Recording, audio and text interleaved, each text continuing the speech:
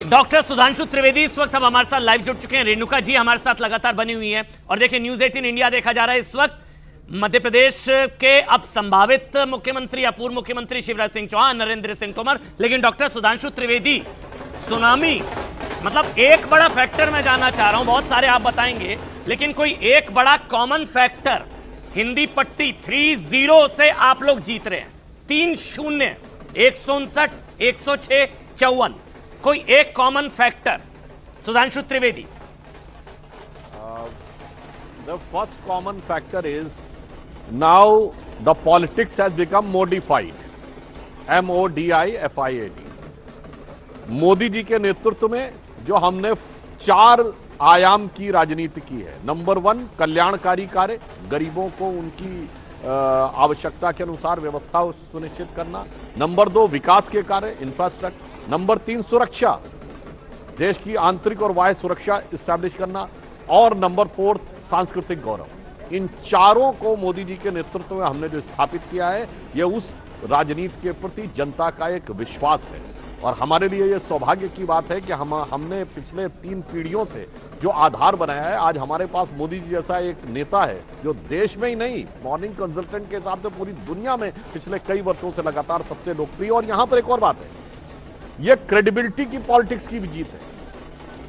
Credibility क्यों कह रहा हूं? सुधांशु जी आखिरी समय में आप अनाप रेणुका को ले लेते हैं हमारे साथ। रेणुका जी लगता है, हाँ कंप्लीट कर लीजिए आप सुधांशु जी, अब आप कंप्लीट कर लीजिए सुधांशु जी। मैं सिर्फ एक बात कहना चाहता हूं, मैं उदाहरण देना चाहता हूं। जब राजस्थान में 15वां साल है ये अशोक गहलोत जी के मुख्यमंत्री रहने का, 3 टर्म मिला है, जब 15 हफ्ते रह जाते हैं तब आप आनंद फानन में तरह तरह के कमिटमेंट करना शुरू करते हैं। जनता को साफ समझ में आता है कि आपके मन में क्या था, और ये छटपटाहट है कि ईमानदारी। हम करते हैं गरीबों के लिए, पहले बाकायदा विचार करते हैं, सर्वे करते हैं, टारगेट करते हैं, सेगमेंट को तब देते हैं। तो मोदी जी की गारंटी है, बाकी ढपोर शंख है, वो यह भी दिखाई पड़ रहा है चुनाव परिणाम। अच्छा, इंडिया अलायंस के फ्यूचर को लेकर आप किस तरह से देखते हैं? मतलब इन चुनावों में ये इतनी बड़ी हार के बाद राहुल गांधी के चेहरे पर जो चुनाव संभवतः लड़ा गया, तो इस चुनाव में हार के बाद इंडिया अलायंस का फ्यूचर आपके हिसाब से सुधांशु त्रिवेदी, और ब्रांड राहुल की भी बात कर लेते हैं। देखिए, मैं इसको 2 डायमेंशन में देखता हूं। देखिए, इन चुनाव परिणामों के बाद निश्चित रूप से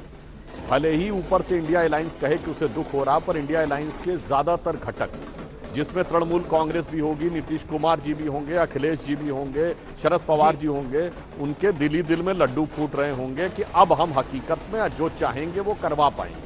तो हो सकता कांग्रेस के दिल में मुहर्रम हो और उनके दिल में ईद हो रही हो कि अब इंडिया अलायंस में कस के खींचातानी होगी। परंतु एक संकेत है, यदि तेलंगाना में यह दिखाई पड़ रहा है कि मुस्लिम वोट पूरी तरह कांग्रेस की तरफ जा रहा है, क्षेत्रीय दल को छोड़, लेकिन इससे पहले जेडीएस को छोड़कर कर्नाटक में गया, तो मानी हुई बात है ये क्षेत्रीय दलों के लिए। लेकिन इंटरेस्टिंग ये है, क्षेत्रीय दलों के माथे पर बल शिकन पड़ने वाली बात है। लेकिन सुधांशु, तेलंगाना में सुधांशु त्रिवेदी जी, आप बीजेपी के सांसद हैं, तेलंगाना में कांग्रेस को जो एक बड़ी बढ़त मिल रही है, वो एक फैक्टर बहुत बड़ा है। दक्षिण कांग्रेस युक्त हो गया है कर्नाटक के बाद तेलंगाना। क्या आपको लगता है कि कांग्रेस जो गेम खेल रही है उस गेम में सफल हो रही है, खासतौर पर दक्षिण के राज्यों में? देखिए, मैं यहां पर यह कहना चाहूंगा कि दक्षिण की जहां तक बात है, तो वास्तविकता यह है कि कांग्रेस, हम तेलंगाना में हमने मजबूत लड़ाई लड़ी थी। तेलंगाना में हमने लंबी छलांग लगाने का प्रयास किया, पर कई बार होता है पहली बार में आप लंबी छलांग नहीं लगा पाते। 91 में हमने सरकार बनाने का दावा किया, 120 सीटों पे रह गए थे, फिर 96 में 160 पे आए, फिर 98 में बहुमत का नेतृत्व किया। आज मोदी जी के नेतृत्व में स्पष्ट बहुमत है। परंतु दक्षिण के जो राज्यों की बात है, कांग्रेस वहां पे आई जहां वो डिफॉल्ट आने की स्थिति में थी, मुख्य विपक्षी दल थी, इस कारण से उन्हें प्राप्त हुआ। तो मैं मान रहा हूं दक्षिण के राज्य और घबरा गए होंगे इससे। अब डीएमके के मन में सबसे पहले खतरे घंटी बजेगी, जिसके सनातन धर्म के विनाश करने के स्टेटमेंट को लेकिन जो इनिशियल, लेकिन आज सबसे बड़ी घबराहट उनके मन में होगी। सुधांशु, मैंने इसका जिक्र पहले भी करा, जो इनिशियल अपडेट है वो ये है कि अल्पसंख्यक का बड़ा वोट कांग्रेस को गया है। इसीलिए एआईएमएम जो कि ओवैसी की पार्टी है, जिसने पिछली बार 7 सीटें जीती थी, वो 3 जीत रही है। उन इलाकों में भी कांग्रेस कूच कर रही है, यानी मुसलमानों ने कांग्रेस को ओवैसी से ऊपर रखा है। क्या आपको लगता नहीं है कि देश भर में अगर यह ट्रेंड देखने को मिलेगा तो उत्तर प्रदेश के अंदर भी अगर मुसलमान कांग्रेस को ऊपर रखेंगे, ऐसे ही बाकी प्रदेशों में रखेंगे, तो वो बाकी दलों के लिए सेटबैक है। जिसको मुस्लिम वोट मिलता आया है परंपरागत रूप से, उससे कांग्रेस में खौफ दिखाई दे रहा है। और अब तो घटक दल भी कह रहे हैं कि तेलंगाना में कांग्रेस को मुस्लिम डिप्टी सीएम देना पड़ जाएगा। देखिए अमीश जी, मैंने जो अभी अपना वक्तव्य दे रहा था उसके अंतिम वाक्य में तो यही था कि जो मुस्लिम वोट पहले जेडीएस से छिटक कर कर्नाटक में कांग्रेस की तरफ गया, अब बीआरएस से छिटक कर तेलंगाना में कांग्रेस तरफ जाता दिख रहा है। ये सबके माथे पर शिकन लाने वाला है, चाहे वो ममता बनर्जी हो, चाहे नीतीश कुमार हो, चाहे अखिलेश यादव हो, या डीएमके के स्टालिन हो। क्योंकि इसको मैं लाइटर नोट पे कहूंगा, इनको गीता का ज्ञान समझना चाहिए। गीता में कहा जाता ना, कल किसी और का था आज तुम्हारा, वो कल किसी और का था कल किसी और का होगा। जो आज क्षेत्रीय दलों के पास मुस्लिम वोट है वो पहले कांग्रेस के पास था, यानी यस्टरडे। अब कल उन्हें डर लग रहा फिर कांग्रेस के पास ना पहुंच जाए। तो मुझे लगता है अब इंडिया गठबंधन में सीटों का बंटवारा, या उत्तर भारत में उत्तर प्रदेश से लेकर बंगाल तक के बीच में सीटों का बंटवारा और पेचीदगी में फंसने वाला है, मेरा ये मानना है। क्योंकि ये अब आपसी खींचतान और बढ़ाएगा। एक सवाल, ओबीसी या कास्ट सेंसस पर भी एक तरीके का रेफरेंडम, ये जनादेश, ये देश का जनादेश है। कास्ट सेंसस पर देश का जनादेश रेफरेंडम कह सकते हैं। देखिए मैं एक और बात कहूं कि मुझे लगता है कि राहुल गांधी जी के जो भी सलाहकार थे, आज तक कभी ऐसा होता था जात का मुद्दा सिर्फ क्षेत्रीय दल उठाते थे, कभी राष्ट्रीय दल जात का मुद्दा नहीं उठाते थे। कांग्रेस ने पहली बार जात का मुद्दा उठाया। शायद राहुल गांधी जी के सलाहकार राहुल गांधी जी का जो जन्म का समय था 1970 के आसपास की राजनीति में उलझ गए, जब यह कहा जाता था कि क्लास की पॉलिटिक्स होती थी, अगड़ा पिछड़ा दलित। अब वो दौर चला गया। अब देश की, और उस समय देश की साक्षरता दर सुधांशु मैं आपके पास वापस लौटता हूं, लेकिन एक बड़ी अपडेट दे देता हूं मैं इलाकों के हिसाब से। महाकौशल मध्य प्रदेश बीजेपी जीत रही है। इसके अलावा चंबल ग्वालियर बेल्ट बीजेपी जीत रही है मध्य प्रदेश के अंदर। अगर हम राजस्थान की बात करें तो राजस्थान के कई संभागों में बीजेपी को बढ़त है, लेकिन गहलोत का किला उस तरह से नहीं हिल रहा, जोधपुर वाला जिस तरह से हिलना चाहिए था। अभी तक की ये अपडेट है। गुर्जर बेल्ट के अंदर बीजेपी का प्रदर्शन बेहतर हुआ है। 11 सीटों पे बीजेपी आगे देखने को मिल रही है, 11 से 12 सीटों पे बीजेपी आगे चल रही है। छत्तीसगढ़ के अंदर, छत्तीसगढ़ के अंदर मैं एक अपडेट दे दूं। परफॉर्मेंस रही, काम हुआ है, उसके आज परिणाम सबके सामने है। संगठन ने जो काम किया उसके परिणाम सबके सामने है। बहुत अच्छी जीत है। मध्य प्रदेश की जनता को सबको बधाई। सर राजस्थान और छत्तीसगढ़ में भी लीड मिल रही है सर, उसको लेकर।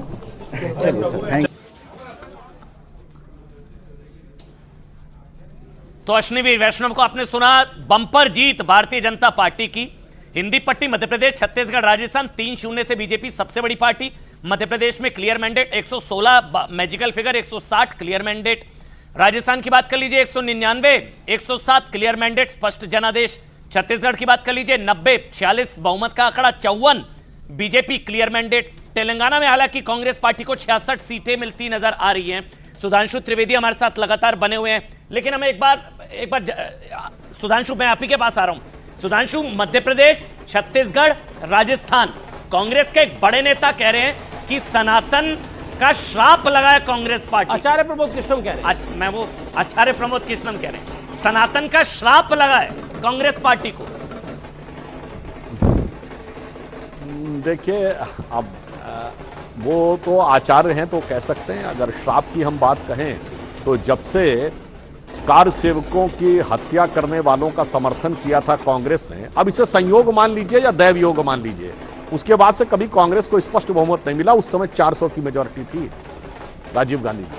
अब इसलिए दर्शकों विवेक पे छोड़ता हूं, मगर एक बात मैं कहना चाहूंगा, ये राजनीति ये दर्शाती कि अब आप मुखौटा इतना बदल के राजनीति नहीं कर सकते कि मध्य प्रदेश में कमलनाथ जी हिंदू राष्ट्र जैसे विषय पर भी घुमा फिरा के समर्थन कर जाएंगे, और वहीं आप तमिलनाडु में हिंदू धर्म के समूल नाश की कॉन्फ्रेंस करवाएंगे और उसका मौन समर्थन करेंगे। लेकिन रैली जमाने चले गए 40 साल पहले जब तमिलनाडु में क्या हुआ मध्य प्रदेश में पता नहीं लगता था। अब हनुमान भक्त कमलनाथ ने इंडिया अलायंस की रैली नहीं होने दी थी। लेकिन कमलनाथ क्या करते? कमलनाथ ने तो मेहनत करी। आज जो एज ऑफ कम्युनिकेशन है, जी मैं यही कह रहा हूं, एज ऑफ कम्युनिकेशन में सबको सब पता रहता भारत में कहां क्या हो रहा है। ऐसा नहीं हो सकता कि आप तमिलनाडु में बोल के तमिलनाडु में रहेगा और मध्य प्रदेश की बात। हर जगह पहुंचती है। चाहे कमलनाथ ने अपना चुनाव अच्छे से लड़ा, तो अब लेकिन ये पार्टी जब पार्टी चुनाव नहीं खड़ी लड़ना थी वहां पर, संभव तो नहीं कमलनाथ कितना चुनाव जितवा लेंगे? अशोक गहलोत ने भी अपना चुनाव ठीक लड़ा, लेकिन जब पार्टी नहीं खड़ी थी तो कैसे चुनाव लड़वा लेंगे? भूपेश बघेल अकेले लड़ते हुए दिखाई दिए। तो इन सब चीजों का नुकसान हुआ। लेकिन फिर मैं कह रहा हूं, सुनामी है ये भारतीय जनता पार्टी की तीनों पूरे हिंदी पट्टी के अंदर, और तेलंगाना में कांग्रेस की प्रचंड और बहुत बड़ी जीत है, इसमें कोई दोराई नहीं है। अरुण का भी हम रुख कर सकते हैं, लेकिन मैं फिर आपको बता दूं कि तीन चीजें बहुत बड़ी हैं। इस समय जो सबसे बड़ी खबर है कि छत्तीसगढ़ के अंदर लगभग पूरी कैबिनेट का सफाया हो रहा है। भूपेश बघेल अपनी सीट बचा पाएंगे नहीं बचाएंगे, उस पर भी एक क्वेश्चन मार्क है। लेकिन भारतीय जनता पार्टी का नंबर अब छत्तीसगढ़ में 55 जाता हुआ और राजस्थान में 110 टच करता हुआ, और मध्य प्रदेश के तो क्या कहने 160 के पार, और कांग्रेस कंफर्टेबल है तेलंगाना के अंदर 66 पर। यह एक बड़ी अपडेट है। सीधा अरुण सिंह का हम रुख कर सकते हैं। अरुण सिंह हमारे साथ है। Arun, over to you. क्या अपडेट है? क्या आपको लगता है कि हुआ क्या है? ये देखिए, एक छोटी सी तस्वीर दिखा के मैं बताऊंगा कि बीजेपी की बस इतनी सी कहानी है, प्रधानमंत्री से शुरू है और प्रधानमंत्री पर खत्म है। आप ये पोस्टर देखिए, प्रधानमंत्री नरेंद्र मोदी गरीब कल्याण ऊपर लिखा हुआ है, वहां से शुरू है। जेपी नड्डा, शिवराज सिंह चौहान, अमित शाह होते हुए प्रधानमंत्री पर ही खत्म है। तो प्रधानमंत्री की बस यही कहानी है कि बीजेपी के लिए वही सबसे बड़े चेहरे हैं, वही सबसे बड़े वोट पुलर हैं, वही सबसे बड़े जो है वोट खींचने वाले नेता। आप देखिए यहाँ पर बीजेपी दफ्तर में सेल्फी का दौर शुरू हो गया। भारतीय जनता पार्टी का गमछा पहन के, ये युवा नेता हैं आप लोग, युवा नेता क्या कहेंगे? 160 सीट मिल रही है आप लोगों को अभी तक रुझानों में।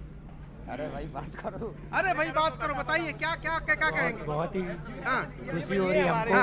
हाँ। और हमारे बीजेपी की तरफ से हमारे युवा नेता जीतेंगे। ये देखिए, ये जो युवा नेताओं का दल है, इसका नेतृत्व कौन करेगा अभी तय नहीं हुआ है।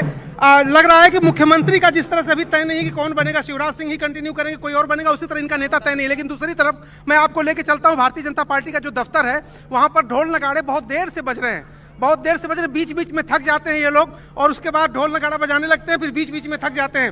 अब आप लोग ढोल नगाड़ा बजा के क्या साबित कर, क्या आप लोग पार्टी के हैं कि ऐसे आए हैं? ठीक है अरुण, आपके पास आएंगे। ढोल नगाड़े, लड्डू शड्डू पहुंच रहे। प्रधानमंत्री नरेंद्र मोदी भी बीजेपी हेडक्वार्टर पहुंचेंगे।